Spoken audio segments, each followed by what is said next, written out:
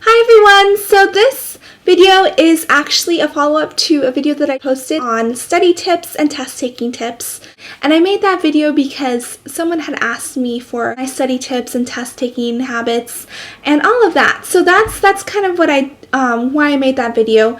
And this video is related to that because I talked about study habits and test taking tips, but I didn't really touch upon essay writing. So I wanted to kind of touch upon that in this video. If you are a subscriber to whom this does not apply, thanks for bearing with me because I really wanted to make this video because I thought it was a really interesting request and it could be helpful to people who are in school. So this is going to be my last video on this topic unless someone else asks me for help in other aspects of it. But I don't really foresee that happening, and I'm going to make other videos on my regularly scheduled videos pretty soon. And if you're a subscriber or anybody out there and you have a suggestion on a helpful topic that you'd like me to talk about, let me know. I can't promise that I'm going to get to it immediately, but I'll try to respond in some way because I want my videos to be kind of useful and helpful to people out on the YouTubes, because that's kind of the whole point of my videos. My first,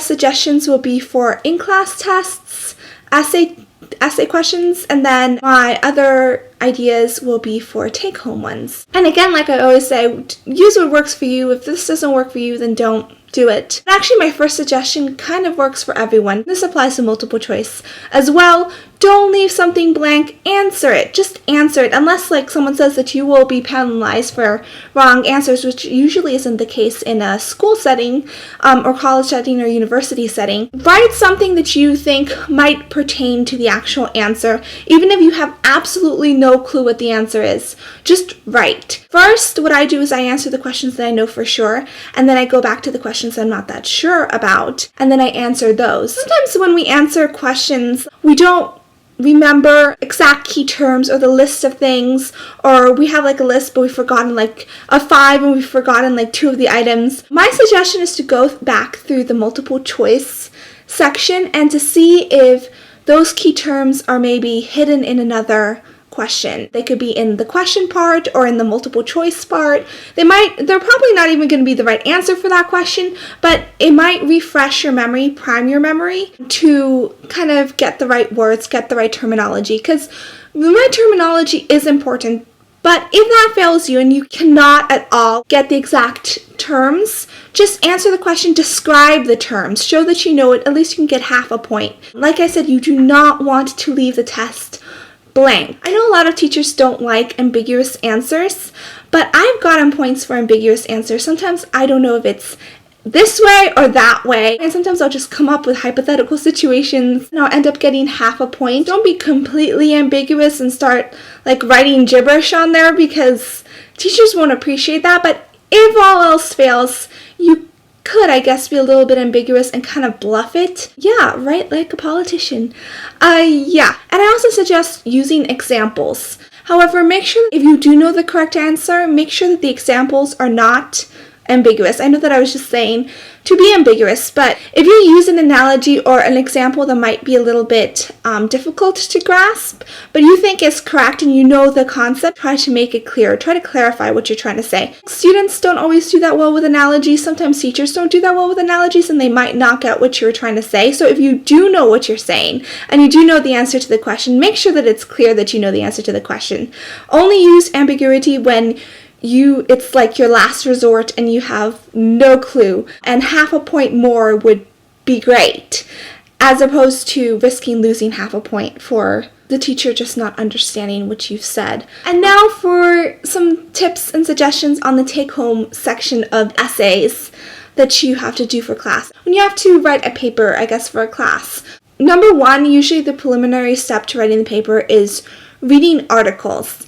And something that I found was interesting, I learned actually in my first statistics class, was first read the abstract, because obviously when you are deciding which article to print out, you read the abstract to see if it's relevant to what you're looking for, and then read the discussion before maybe you even get into the methods and the introduction and everything. Read the discussion to see what they found out and if it's something that you can use, and the implications of the study and the limitations to the study. As the whole article is usually a long a long story of what the whole study is about, whereas if you just read the discussion, you get kind of the basics of what they found out and the implications and limitations and everything kind of summed up nicely. Of course, for something like a dissertation or something like that, you probably want to know what's in the article and the reliability and validity of the study, but for the most part of it's just like a regular paper that you're doing for a class where the teacher doesn't even want to check your articles. Just make sure it's peer reviewed and don't steal anything. I suggest that you be careful not to plagiarize because you might have a great paper, and if you accidentally plagiarize something, it could all go down the drain and you really don't want that. I personally don't want to plagiarize because I just want my work to be my own, and I found myself after I've done a lot of papers, it just gets ingrained in me, and then I end up like talking like I'm writing a paper and I start quoting other people, and it's kind of weird. If you're going to quote someone word for word, put the parenthesis, use your MLA, APA, whatever style of annotating that you use, and go by that. Some teachers deduct points if you don't use the correct style. So make sure you've got that right. And then when I'm actually writing the essay, I will often get an idea. Like I'll start writing and then I'll get an idea of what I can say later, and I'll just write a sentence, leave some spaces and write. It's kind of like a note to myself to remember what I want to say.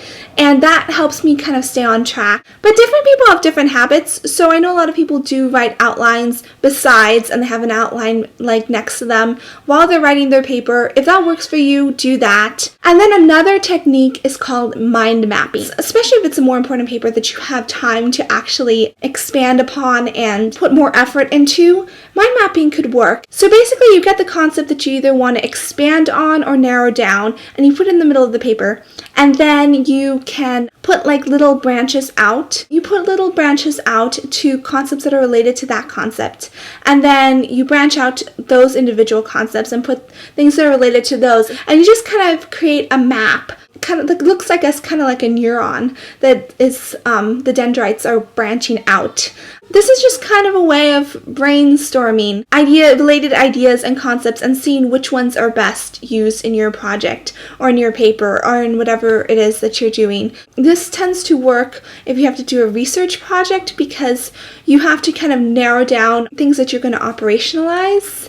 So you want to be looking at something very specific. Or if you have something very specific and you need to kind of help looking at the bigger picture, this could also help. Or if you just need related concepts for your introduction. Basically, it kind of helps you explore different concepts in ways that you wouldn't have thought of necessarily at the beginning. And I'll put links to more detailed explanations of mind mapping because I'm not that familiar with mind mapping. I guess these are all of my suggestions right now. I hope that they're helpful, and this is going to be my last video on studying unless I get other requests. So thanks for sticking with me if you've arrived to the end of this video right now. Yeah, I hope you all have a great day, and I hope this was helpful. Okay, bye.